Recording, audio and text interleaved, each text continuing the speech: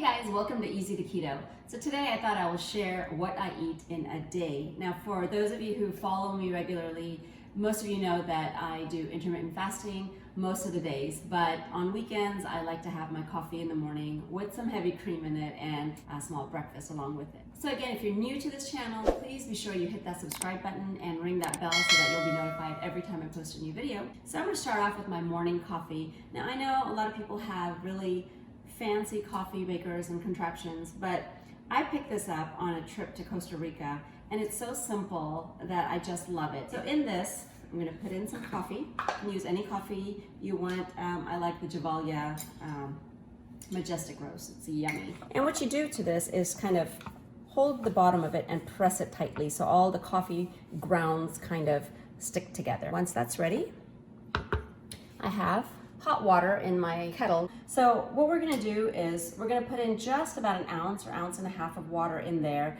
and let that coffee powder bloom. Just a few drops at a time, and the goal is not for it to go all the way through, but just kind of soak all that coffee powder. And once you see a drop or two falling through the bottom, I'm gonna stop. And by the way, I'm also making some keto biscuits, and that's that right there. Let me turn that up. Look at that. Now these are keto biscuits. And if you need the recipe, I'm gonna link it at the bottom for a full video recipe on these biscuits. These are super delicious and definitely fully keto. So I'm gonna let those hang out for a second, and I'm gonna go ahead and pour the rest of this hot water through. And very slowly, you don't wanna pour all of the water in all at once, but if you do it just a little at a time, it has time to just absorb and go through the filter.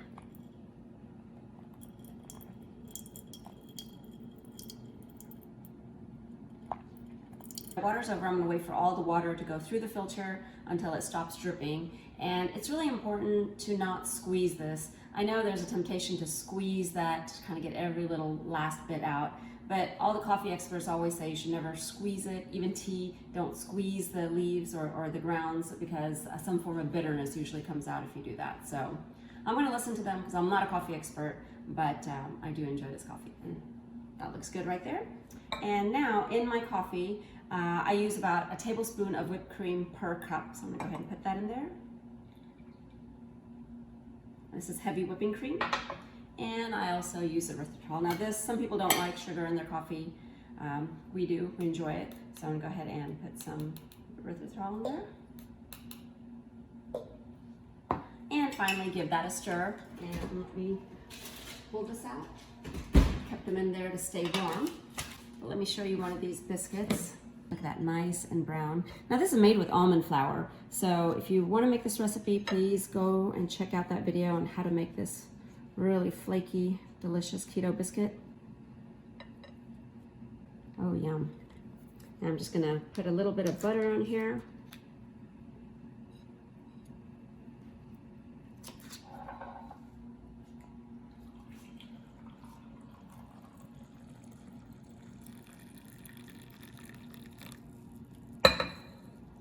And I am all set for breakfast.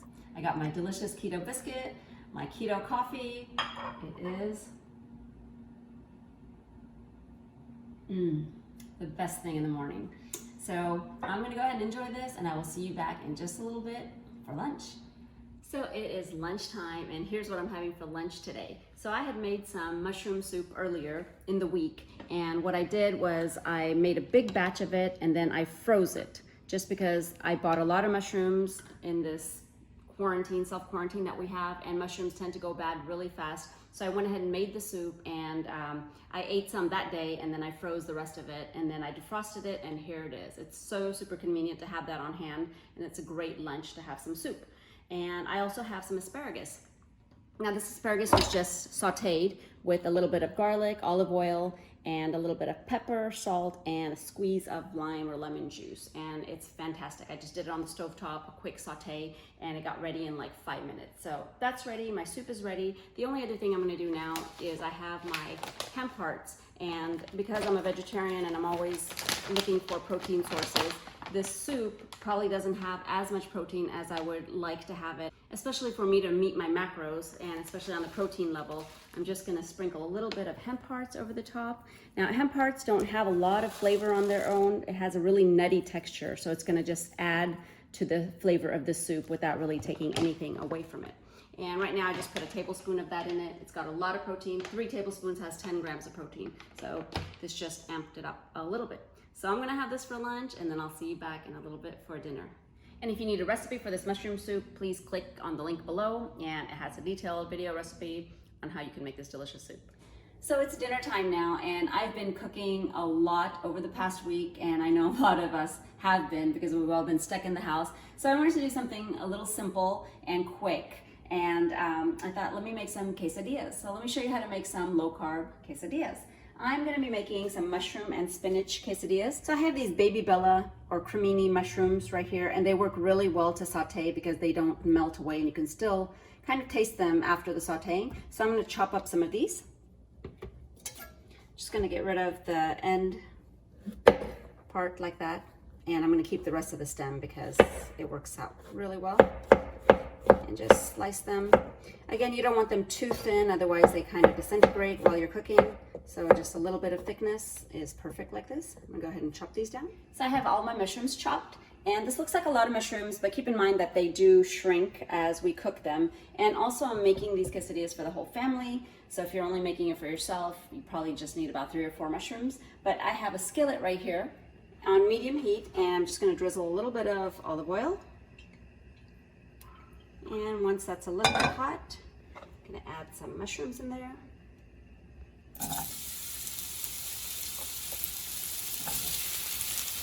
Give them a toss. And once the mushrooms get coated in oil, we sprinkle on some garlic powder, again to taste. And you can also use fresh garlic if you like. And give it a mix.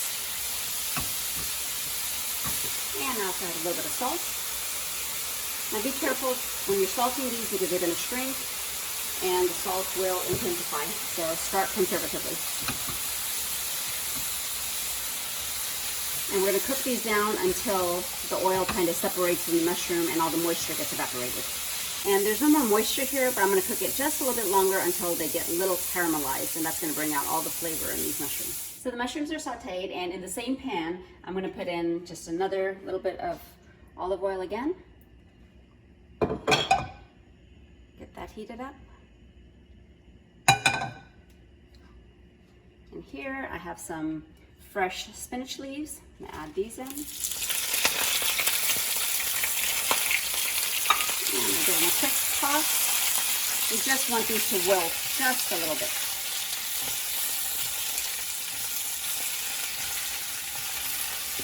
I also have some taco seasoning. Just gonna sprinkle a little bit on there for flavor.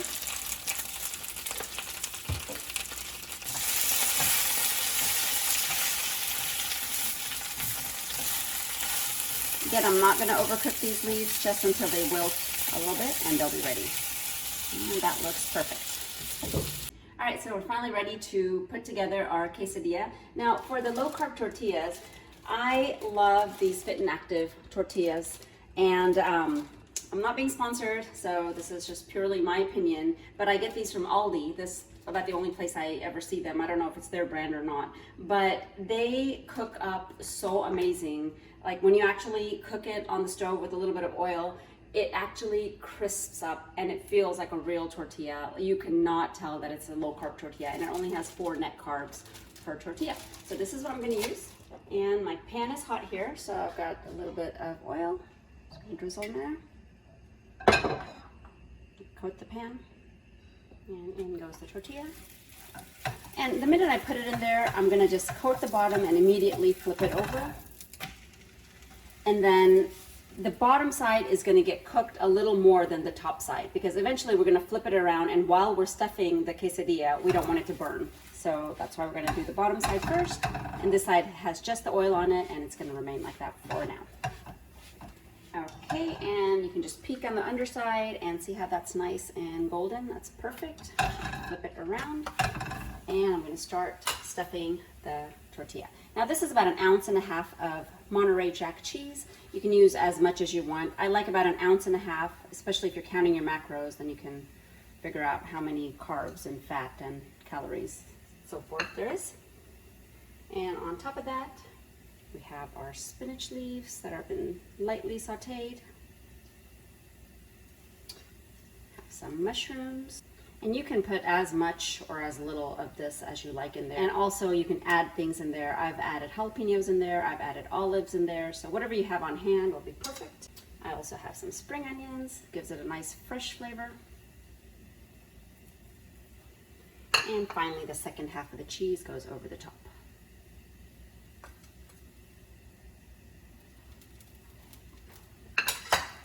Then I'm just going to take this and fold it onto itself. And press until all the cheese is melted and everything comes together.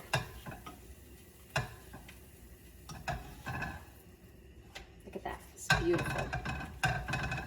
And if you hear this, hear that? It's actually a crispy sound, just like a real tortilla.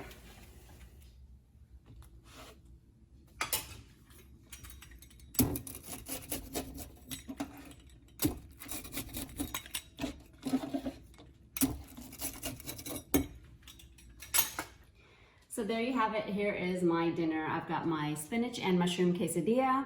I've got some lupin, which I had prepared earlier, and it stays in the fridge really good. So it's a good make-ahead protein source. And got some avocados. So let's give this a try.